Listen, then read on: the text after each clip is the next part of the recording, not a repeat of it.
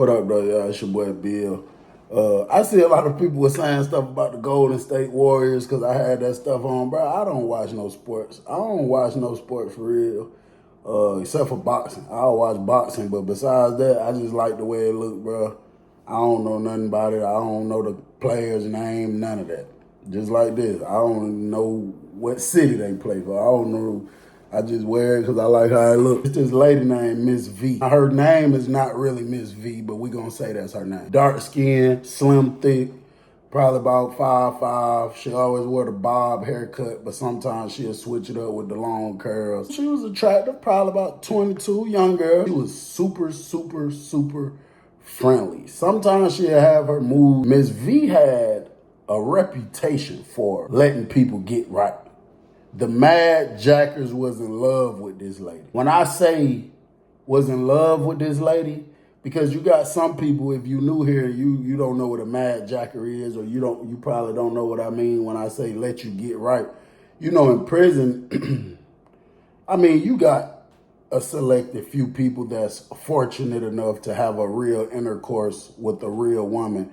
But a lot of times what people do, they get themselves right while looking at a female, and in their mind,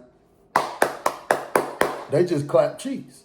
So this lady would let you do it, no matter how many of y'all it is. Not every here and there, every blue moon, she might say something. She might be like, y'all chill out or whatever. People usually just respect it, and they'll just be like, all right, whatever, she on that BS today, whatever the case is. But she would let you do it. And sometimes she'll put on the show for you. It was this dude, the dog. I know he was originally from Florida somewhere named Polo. I'm thinking around this time I had to be about 27. I believe me and bro was around about the same age. You know, we used to talk about certain things from our memory. It's all around the same time. So I think he was around about my age, light-skinned dude. And he was a mad jacker, right? I'm talking about a mad jacker. And what I mean by that, a mad jacker is a person that they'll have no food in their box, none.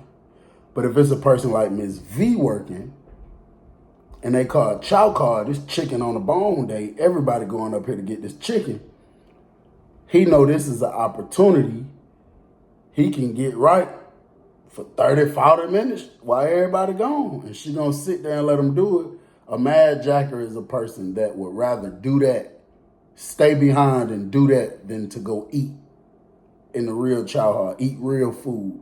They rather do that. When they wake up in the morning, they out there looking for the female. They trying to do it all throughout the day. Any point during the day, you got some people that they consider mad jackers, and it's just like any female walking past, they'll go to the chow hall and do it.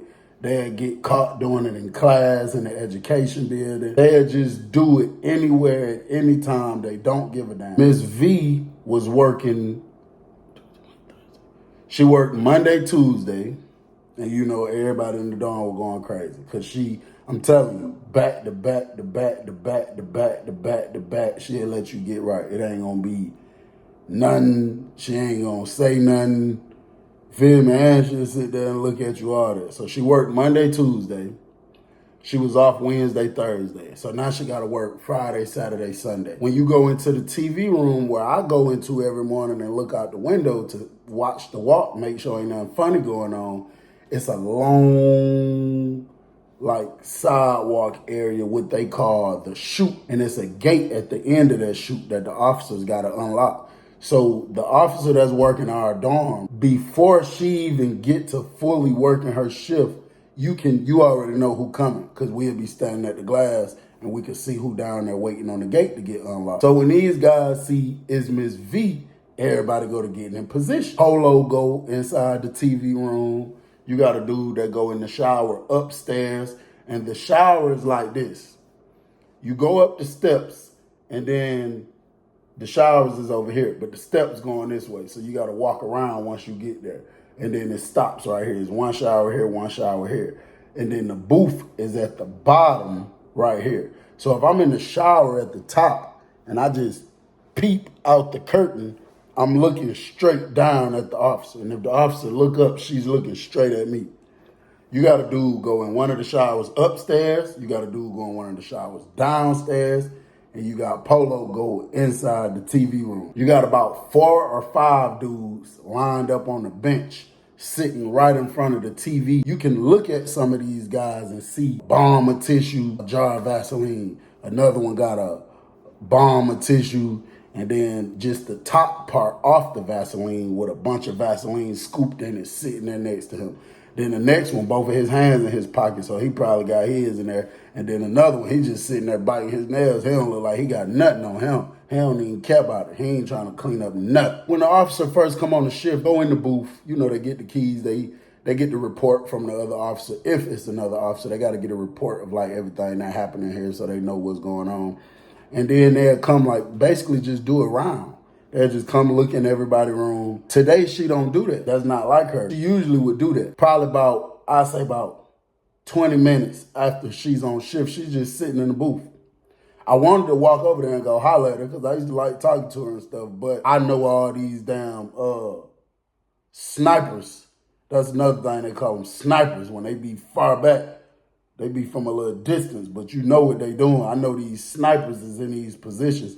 The curtain on the thing, on the shower, you could just see it moving. You know what I'm saying? And then you can't see in the TV room, but everybody know what Polo in there doing. I ain't even finna go over there and holler at her. I say about 20 minutes later, Polo come out the TV room. He smiling. Whoo! Whoo! And then the guy sitting on the bench, the first one who was next in line, he jump up. She eating, Polo? She eating today? It's another one of them days? He said, oh my God, boy. She eating off the bone, boy. I swear to God. She eating off the bone, boy. So the other guy going there, Polo leave out, go to his room. Polo had a homeboy in the door named Big Squirrel. Now, Big Squirrel, big dude. He don't do nothing with workout. He wasn't with that jacking stuff, period. He never used to do that. He used to talk smack to Polo sometime because he used to always tell him, like, bro, stop doing that, bro. Stop doing that all the time. Like, ain't nothing wrong with you doing that because, you a man. You want to feel that feeling, but when you do that so much to the point that's the only thing on your mind, you start to make me think that, if they had a certain type of person in this dorm and tried you, you would be willing to go for it because you don't care about nothing else but the feeling. So Big Squirrel, he didn't like that, but him and Polo was like this. Big Squirrel was coming up the steps when Polo was going to walk past him. And sometimes he'd mess with him and play with him about it, but he really didn't like that stuff. And then Polo looked at Big Squirrel and was like, whoo, boy, she a monster. And he walked past him. And then Big Squirrel looked back. I think he wanted to be mad for a minute. And then he just looked at how small Polo frame was. And he just bust out laughing. He said, man, that man freaky hell, man. That man freaky hell. So he went over here by this window on this side and just started looking out the window like he just, looking at the walk. People just chill right there sometimes. That dude come out, another dude off the bench, get up, go in there. Dude from the shower, he come out, another dude shoot up there to the shower. Dude from the bottom shower come out, another dude shoot in there in the shower when he come out. Count time came, Miss V did not come in the dorm. 7 o'clock count came, Miss V did not come in the dorm.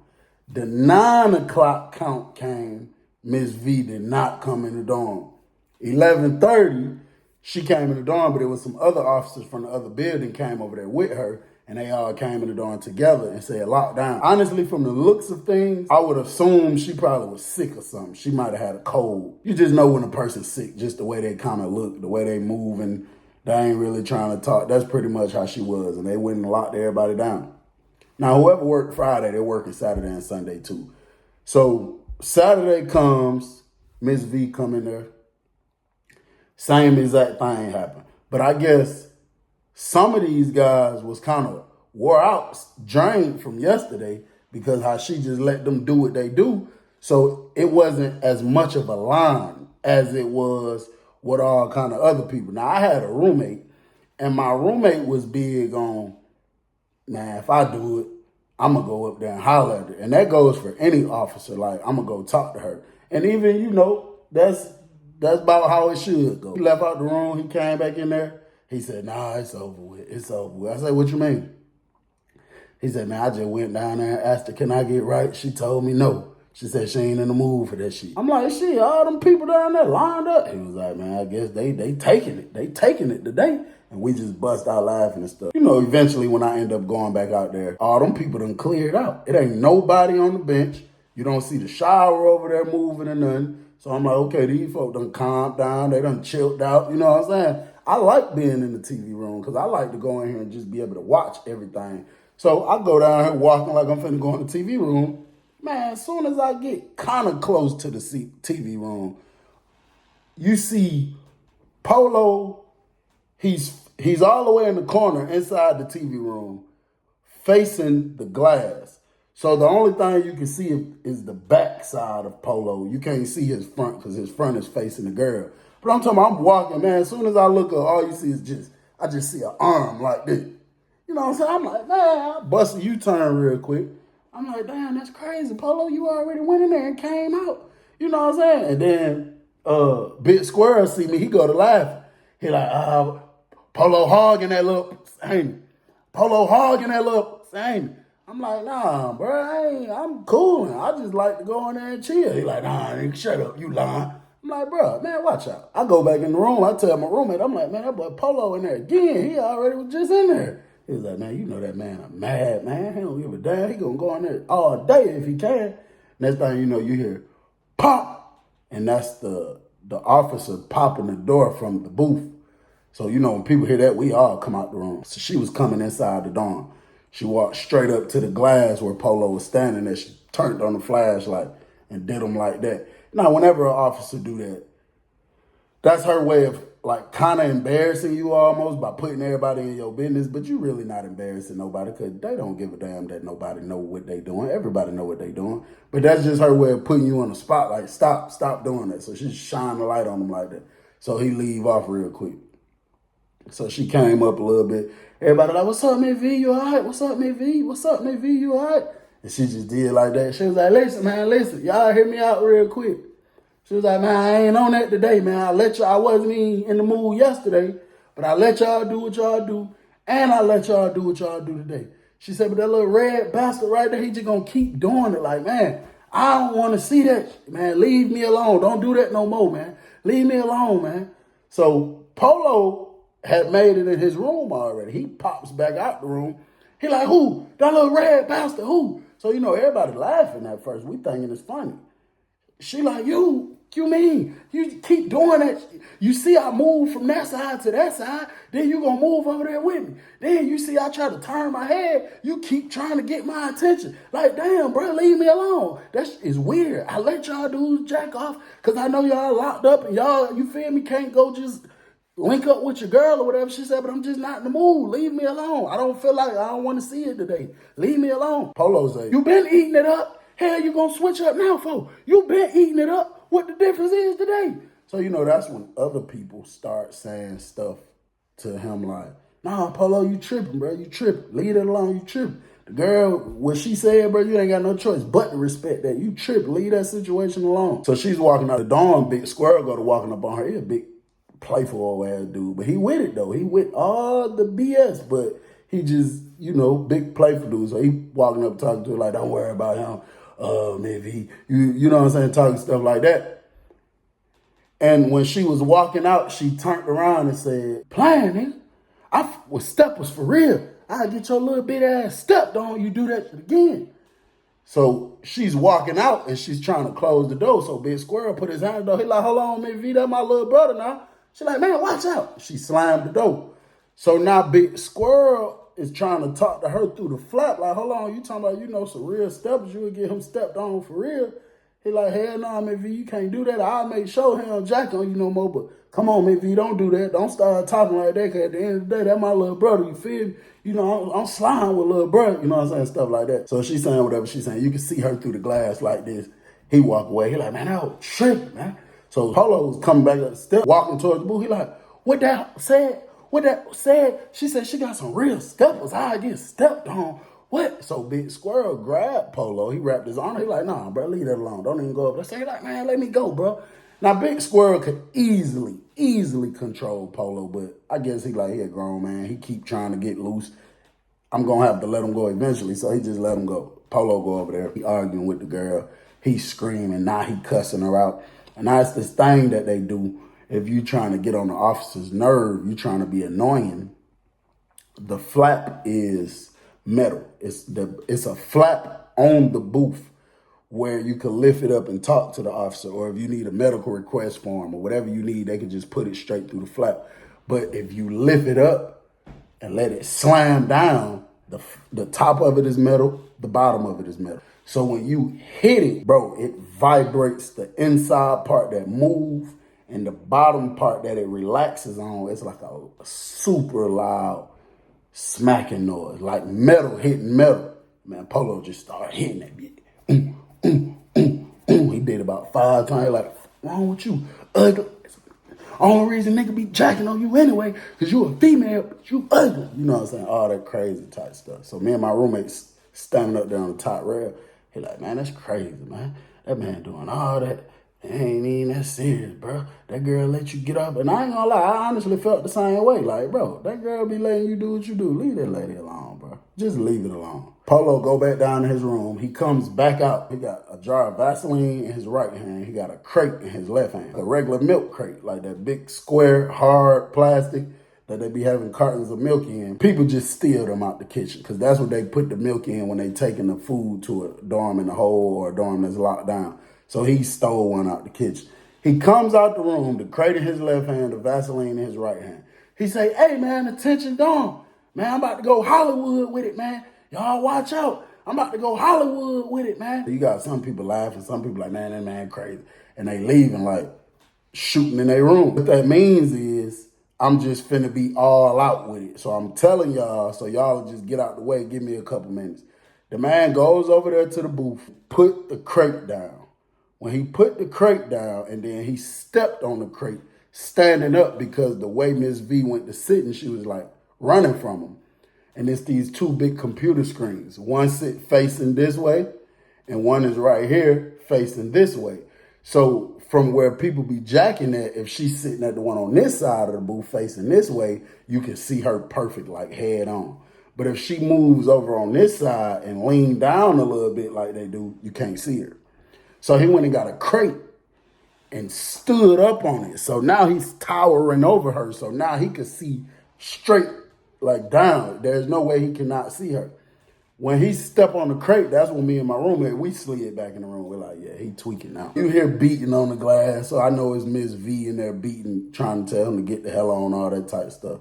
Man, next thing you know, you hear Polo saying, she 12, man. How the hell you gonna be cool one day, then be 12 the next day, man? Man, she done called them folks on me, bro. So we knew it was good for everybody to come back out now. So we come out the room. They're like, man, she done called LT, man. LT on his way down here. He's saying something through the flap.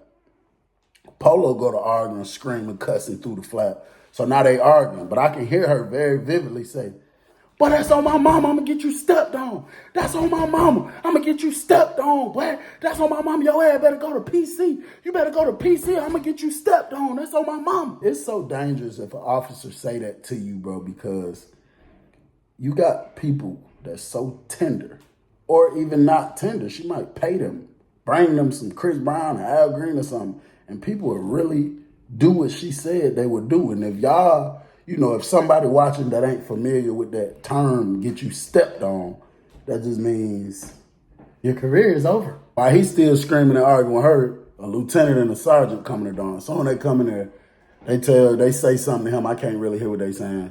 And he go walking off down there by his room. The lieutenant go right behind him, go in the room with him. About 10 minutes later, Polo come up with all his property. He carrying it on his back. So they about to take him to the hole. They taking him out the dorm. Now they taking Polo this way, but you can get to the hole quicker at this particular prison if you go straight across the field or going this way. So now everybody at the glass like, damn, where the hell they taking Polo to? And they took him into another dorm. I think it was a C1 they took him into.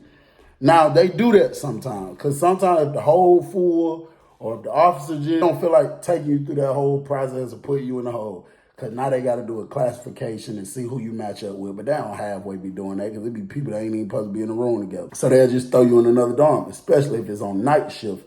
And this was night shift. So they just threw him in another dorm. Bro, we noticed Miss V done got up about 2 or 3 different times leaving her post walking down here to the building where bro was in, that they sent Polo to. And then she'll be down there for a minute, come back up here. And then Big Squirrel even said something like, that's a damn shame. They lay that like she didn't want the man squeezing on her that bad. And then she keep running down there to the door and he ain't stand down there about 5-10 minutes at a time. So Big Squirrel done convinced everybody she really liked when bruh do that. She just did some extra lame stuff, just doing the most, because it's like, you send him to a worse dorm, you know for a fact when you come down there for 10 minutes, he finna be doing it again. So why you keep going down there, Miss V? I think about an hour later, they came in there and said, they came about 4 deep, said emergency lockdown. It's just a count. They got to get their count right. They got to get their emergency count right. So they lock us down. We locked down for like 2 or 3 hours. They let us back out. When they let us back out, Miss V is coming walking in the dorm and she like, recount. She just got to do a recount real quick. We just came back out and, you know, she just got to make sure all the numbers, everything is right. When she say recount and everybody moving around, going to where they going, I guess Big Squirrel busts out his room from downstairs. He come running up the steps. He run to the room right next to mine where one of his partners was standing at, and he was crying, bro. Real tears was rolling down his eyes. And I looked up at him, you know, I wanted to ask him like, Big Squirrel, what's up, folks, you straight? But the way he was moving so fast, walked straight up on dude. And he said, my candy bar got knocked off in Lil Polo room. He said, bro, let me see your candy bar. So bro was like, what's up, Big Squirrel, you straight? He said, man, let me see your candy bar, bro. Let me see your candy bar. He like, I'm saying, what's up? Something going on, let me know. So now I'm getting nervous because Big Squirrel is a different game.